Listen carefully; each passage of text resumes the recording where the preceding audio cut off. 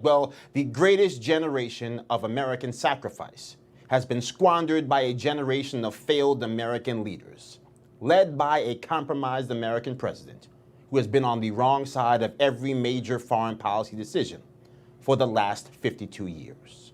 Now, today is the 80th anniversary of D-Day, our stand for freedom, to dig out the Nazis' root and stem.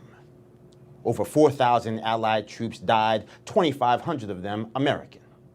Ranchers and farm boys from places like Omaha, Nebraska, dropped on a 5-mile stretch of sand called Omaha Beach at the crack of dawn.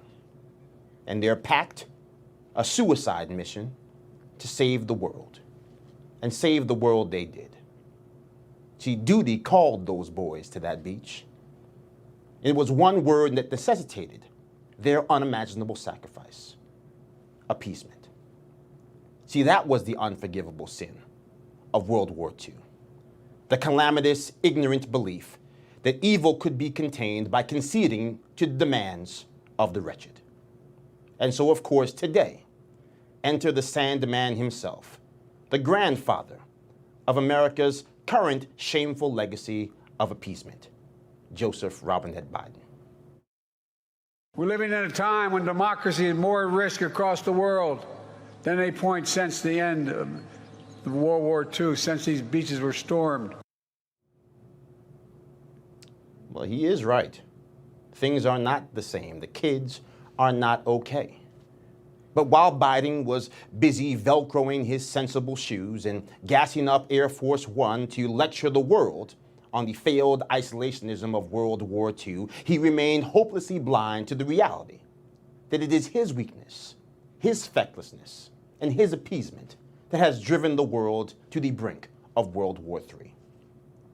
At every unsteady step of his presidency, Joe Biden has projected weakness when the world desperately needed America's strength, when the sacrifice of those boys on the beach demanded it, when Russian hackers shut down the Colonial Pipeline in 2021 and 45% of the fuel to the eastern seaboard was lost, when 87% of the gas stations in our nation's capital ran out of fuel, Joe Biden did nothing.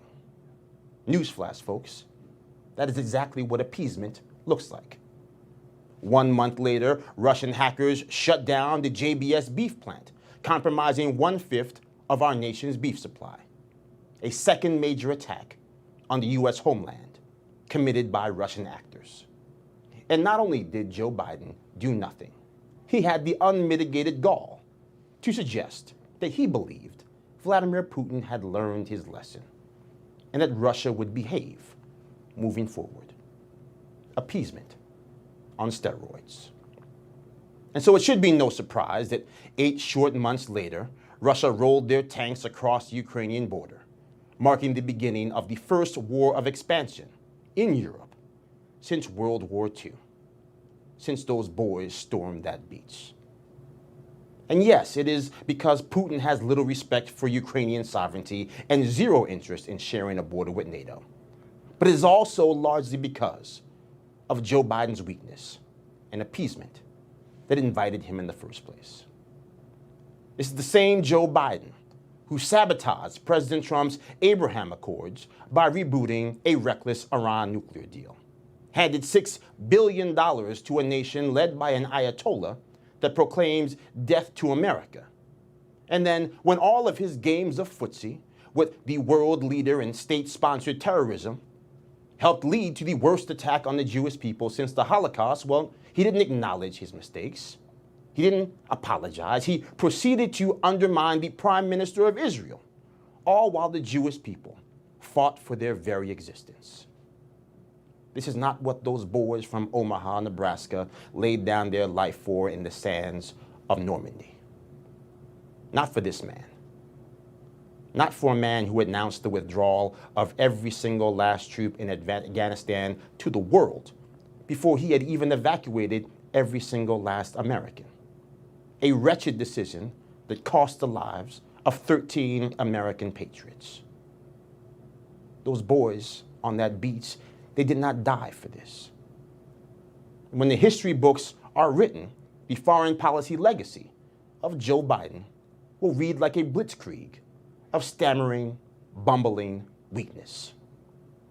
Let us never forget it was Joe Biden who was the designated mentor for the last great hope of the political left, Barack Hussein Obama, a man who assumed the presidency with zero foreign policy experience, the man who watched Russia march into Ukraine and annex Crimea and did nothing, a man who vowed he would never allow chemical weapons to be used against the people of Syria, drew a red line in the sand for the whole world to see, and that did nothing when Bashar al-Assad used sarin gas on his own people.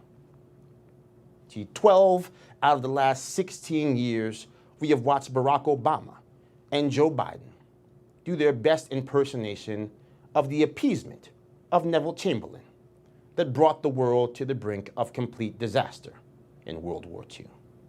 And it is time for those of us who revere the sacrifices made at Normandy to stand up and say something about it. Joe Biden inherited an impatient world, and he has turned it into a staging ground for death. It's kind of like that old Steven Spielberg film, Jurassic Park, based on that book by Michael Crichton, where the guy in charge of security thought he could turn off all the security measures in a park and everything would be fine. Joe Biden turned off the electricity to the security fences of the world, holding back some of the most dangerous predators in the history of the world. And he assumed they would stay on their side of the fence just because he threw them a few steaks and said a few nice words. Hello, Ukrainian invasion. Hello, October 7th. Hello to the crisis on our southern border. Those boys on that beach in Normandy, they did not die for this. To have their valor betrayed, lying in graves described by the author Barbara Kingsolver once as a forest of graves from horizon to horizon in Normandy.